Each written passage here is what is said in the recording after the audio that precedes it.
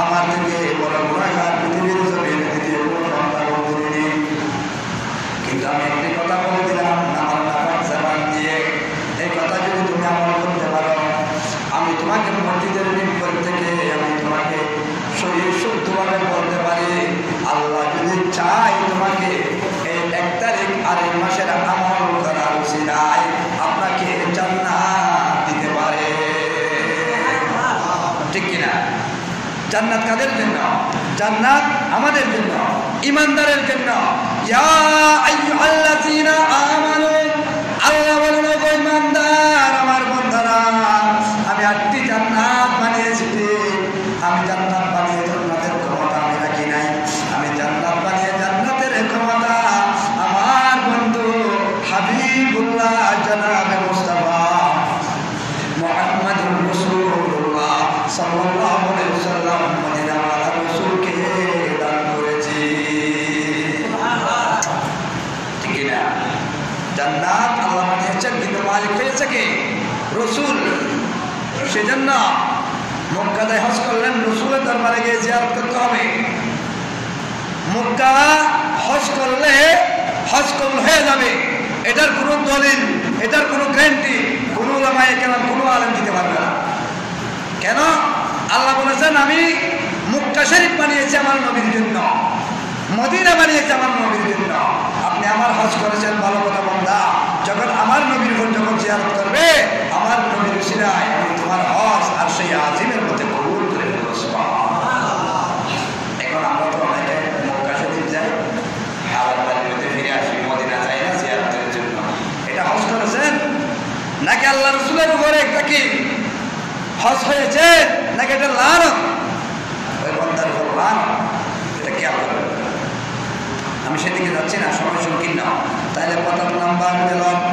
দ্বিতীয় নাম্বার আল্লাহ নবী হাদিস শরীফের মধ্যে বলেন ওয়াজ্জিলু বিস-সাদাকাতি ক্বাবলা তাহওয়িলিল মাল।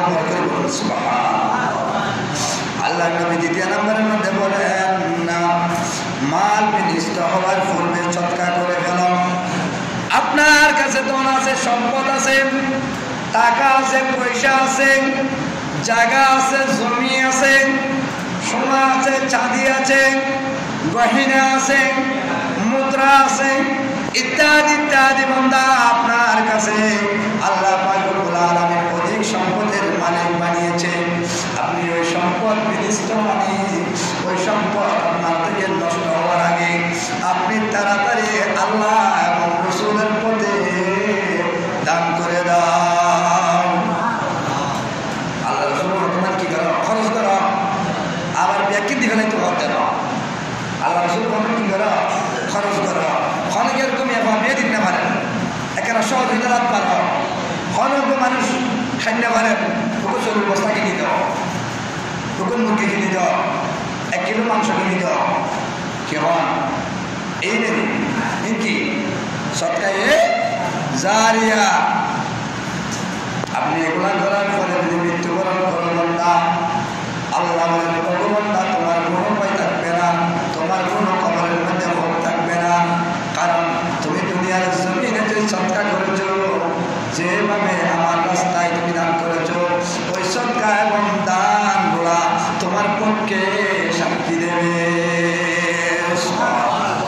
তাইলে এবার আসুন তৃতীয় নাম্বার ওয়াজ্জিলু বিতাজউইজিল বানাতি ক্বাবলাল ফাদিহা। তৃতীয় নম্বরের মধ্যে বলতেছেন কন্যাদেরকে অপমানিত হওয়ার পূর্বে নেকার ব্যবস্থা করো।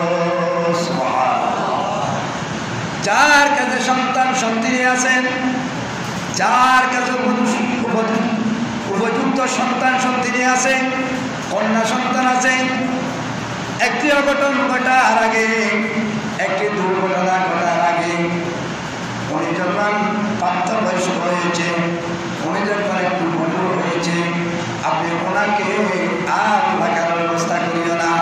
বাবা বলো, মা বলো, ভাই বলো, বোন বলো, দাদা বলো, দাদি বলো, অল পরিবারের মধ্যে যাই আছে সদস্য ফ্যামিলি, আপনারা সবাই মিলে একত্রিত হয়ে ওই স্বামীর বাড়ি, অর্থাৎ